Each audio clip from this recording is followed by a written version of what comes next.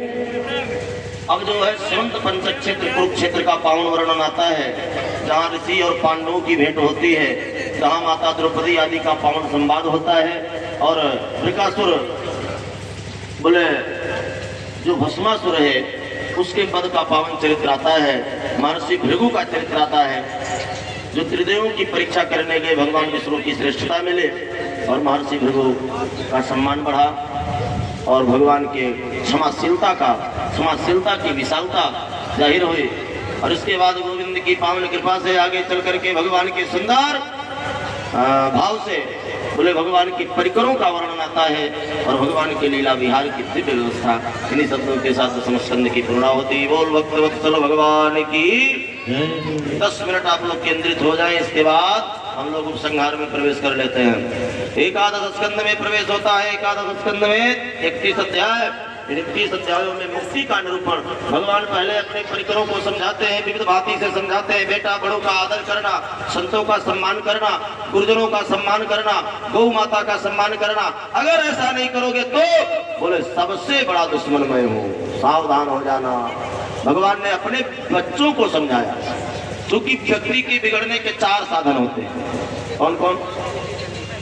ज्यादा सुंदर हो जाना, ये बिगड़ने का ही कारण है। एक कारण रूप, यौवन, युवावस्था का प्राप्त कर लेना, संपत्ति, ज्यादा संपत्ति का मालिक बन जाना, और खजांची श्री राम जय राम। और इसके बाद प्रभुत्वम, किसी प्रभुत्व को पा जाना, अल्प समय में किसी प्रभुता को पा जाना। तो ये 4 चीजें मिल जाएं और साथ में अगर विवेक ना हो, व्यक्ति विवेक शून्य हो, ज्ञान शून्य हो, तो ये चारों किसी काम के नहीं, ये चारों गड़बड़ कर बैठते हैं। इसलिए भगवान कहते हैं तुम द्वारिकाधीश के पुत्र हो, बड़े हो, सुंदर हो और सद्विचारी हो, सद्ज्ञानी हो, लेकिन तुम बुद्धिमान हो ऐसा मैं नहीं जानता।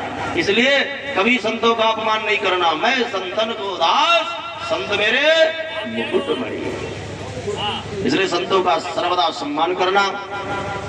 धीरे धीरे भगवान के पुत्रों ने कहा आजकल पिताजी की बुद्धि सठिया गई है, चलो वादे संतों से मिलते हैं, देखते हैं क्या ताकत है। और दुर्वासा जी महाराज से लाल लाल नेत्र हो गया, चेहरा विकराल हो गया। वे दुर्वासा जी को प्रणाम तक नहीं किया और कहने लगे कि महाराज ये स्त्री गर्भवती है, बताओ बेटा होगा बेटी? दुर्वासा जी ने कहा न बेटा होगा न बिटिया, और इसके गर्भ से मूसल पैदा होगा, वेदवंशियों के नष्ट होने का कारण बनेगा। सुन लेकर के आए, शाम के साड़ी को खोला गया, मूसल धड़ाम से पृथ्वी पर गिरा, चूर्ण बनवा करके फेंका गया, ऐर नाम की घास उगाई और इसके बाद एक कण मछली निकल गई जो जरा नाम का व्याध लिया और उसको बाण में लगा लिया। इस प्रकार इसी बीच 9 योगेश्वर संवाद होता है। देवर्षि नारद ने आकर के वसुदेव जी महाराज को सुंदर 9 योगेश्वरों का पावन संवाद सुनाए।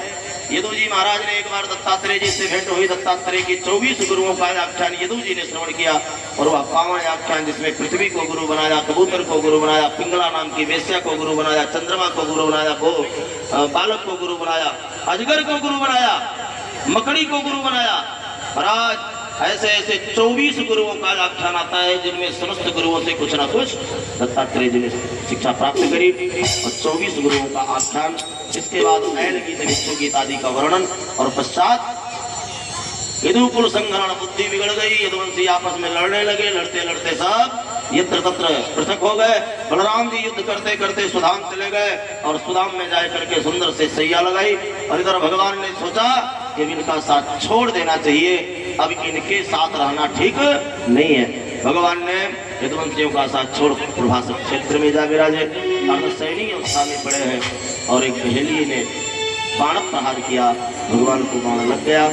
आज भगवान की दिव्य कृपा हुई, बाण लगा है राजन, और बाण लगते ही उपजरा नाम का व्याध आया, भगवान के चरणों में गिर पड़ा।